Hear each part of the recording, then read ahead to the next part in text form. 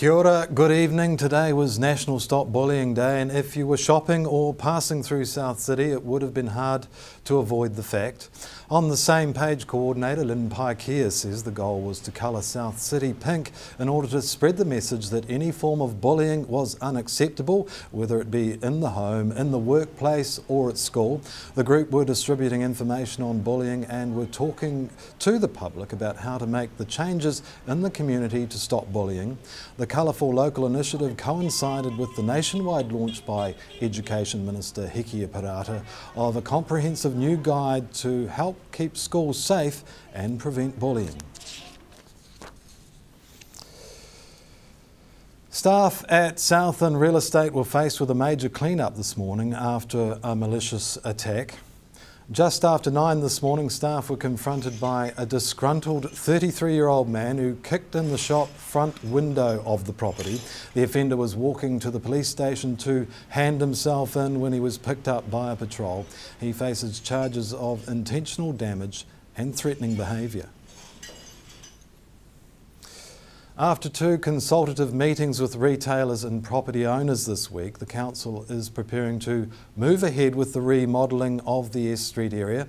Currently, plans are being drawn up by Pocock Design, plans that will then be presented for public consultation early next month before heading to the July City Council meeting for final approval. Here's Inner City Working Group Chair Councillor Graham Sycamore with more.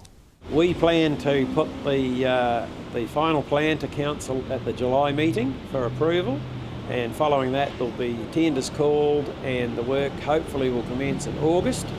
Now the retailers tell us that the quietest month of the year for them is September, so we're aiming for a big push forward in September, October. Hopefully, if all goes well, completion early November. For the all-important Christmas shopping time. Yes, well that really kicks underway from sort of mid-November on, and all going well, it'll be finished in time. Let's talk about, I guess, when these guys are going to be doing this work also, because I think in the discussion document that you were talking to people about the 8 hours they have to work. Could we see them working at night? Well, yes, I think that'll be a preference because council's aiming to minimise disruption to the street users and the retailers. And in discussions with the retailers this week, it appears that the preferred time would be sort of early afternoon to late evening. And then that way it'll minimise a lot of noise around the hotel late at night. There's 2 weeks leeway, I believe, that if there are problems found underground, because there's issues with the pipes, of course, under S Street, there's a 2-week sort of window if anything is discovered. Well, it's a pretty tight schedule. It was tight enough before this unknown problem of the deficient water mains emerged. Then there's another issue with electricity mains which need some updating work done at the same time. So it's a matter of coordinating the various contractors because obviously different skills required, and providing all goes to plan and there's no unforeseen problems, then we're on target for early to mid-November completion. Last night we spoke to 2 residents on Mullet Road who expressed concern over the installation of a $230,000 seawall to protect the roading pavement. Southland District Council have applied for a 30-year consent for this purpose, but say other options were explored, including a new roading route and lowering the road. Other options proved to be considerably more expensive, nor were they the preferred options for funders. We've got to look at how we can fund these things, obviously, and they're significantly expensive. And NZTA are a funding contributor, a partner that we work with, and they have criteria for methods that they will fund and won't fund for these options, and the only one that stacks up in their criteria as well is the proposal that we're asking for a consent for. Adjacent landowners have concerns regarding the safety of that cliff. In particular, there's a lot of tourists going into the Kozinok area to have a look around in Mullet Bay. They are stopping roadside and walking out onto the edge of that cliff, which of course is eroded underneath. They've approached District Council about putting up some safety measures, but feel that they have been squashed. Yeah, well, I know we've have got in place long-term safety measures for the situation that exists in terms of the road, and the intention is that people are advised about the risks.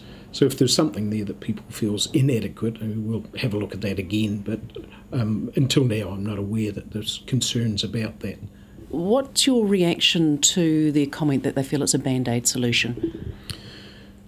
Well, it's got a 30-year design life, so we don't feel that's short-term or band-aid. These are very expensive pieces of work to do, though, and it is a low-volume road as well, so we've got to take all that into context. But yeah, if I look around our coastlines where we've got erosion eating into our roading network, they're by far the most expensive pieces of repair work that we have to do, and we've got it happening on Stewart Island at the moment. We've got it happening at Mullet Road itself, and of course at Colac Bay we've got the same problem happening there. And stay right where you are. Up after the break, Minister for Local Government Paula Bennett, the new skate park and the week that was.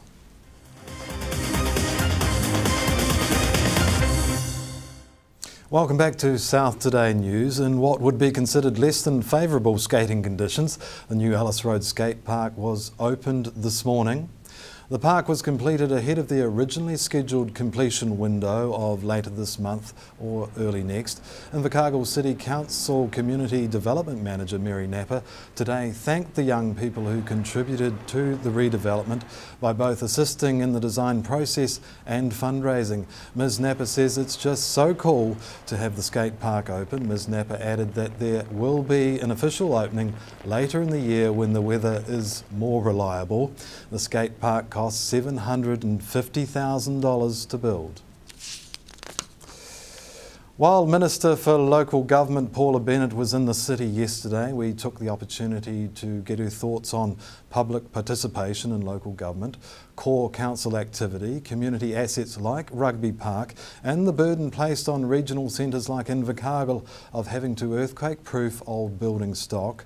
We started with last year's relatively low voter turnout. I think we've got real concerns about voter participation in local government.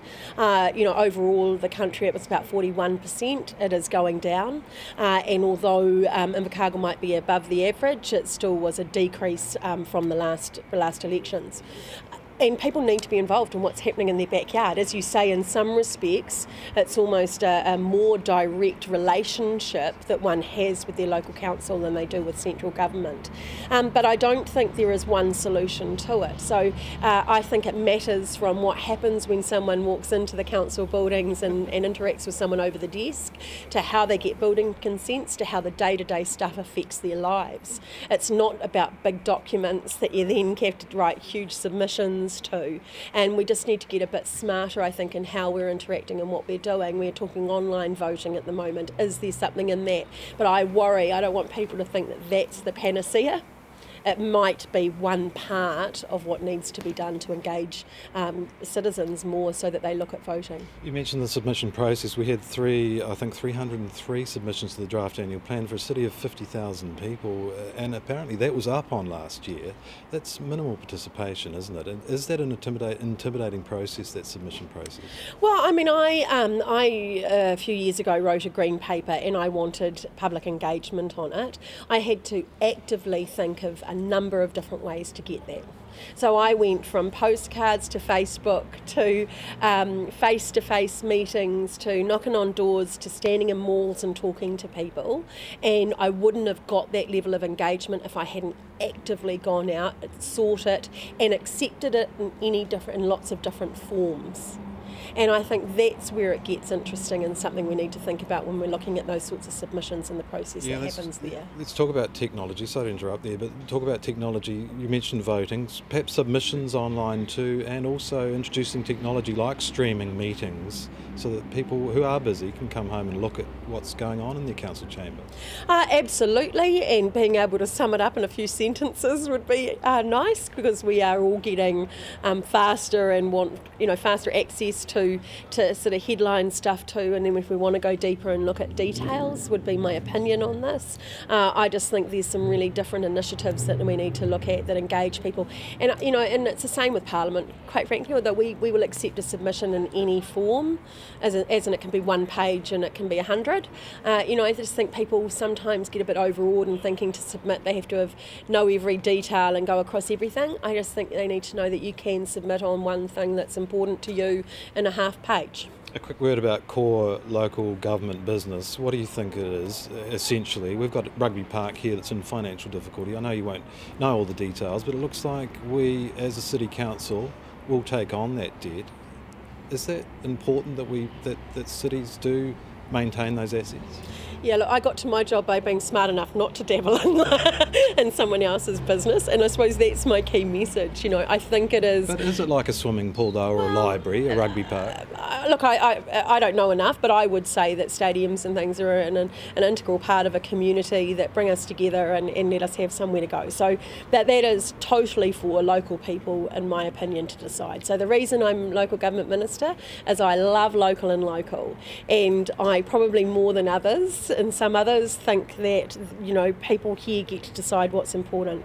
You do need to stick to your knitting, get that core business, but at the end of the day it's also a diverse, interesting, flexible community, and a council knows how to respond to that better than me sitting in Wellington telling them how to. I will let you go soon, but a quick word about earthquake proofing. We've got 500 buildings in the central city here. About 400 of them are going to need remedial work. A lot of that will fall back to local government because property owners will walk away. We're hearing that. Should there be an extension to that 15 years time allowance? Yeah, I would just say let's walk our way through this process. We're at submission process. We're hearing some of the concerns going out there. We're aware of what some of the consequences might be. So we're listening. And let's keep listening to that and see what we end up at the end of it. There could be flexibility. Yeah, there could be. Many voices became one today in Invercargill as hundreds of students prepare for the annual Ngā Manu Kōrero. Students representing most of the South's high schools practiced a collective waiata to perform at a pauwhiri, welcoming Otago students for the 2014 speech contest on June 6th. The secondary school competition includes impromptu and prepared speeches in Te Reo and English, and entrants are whittled down by school and region before making it to the Nationals. The event is organised by the PPTA and this year is hosted by James Hargis College. The location alternates between Otago and Southland each year. Well, that's all from the news team. Sport is up next. For now, we'll leave you with the week that was. Have a great weekend, and don't forget to wrap up warm when headed to the Bluff Seafood and Oyster Festival tomorrow.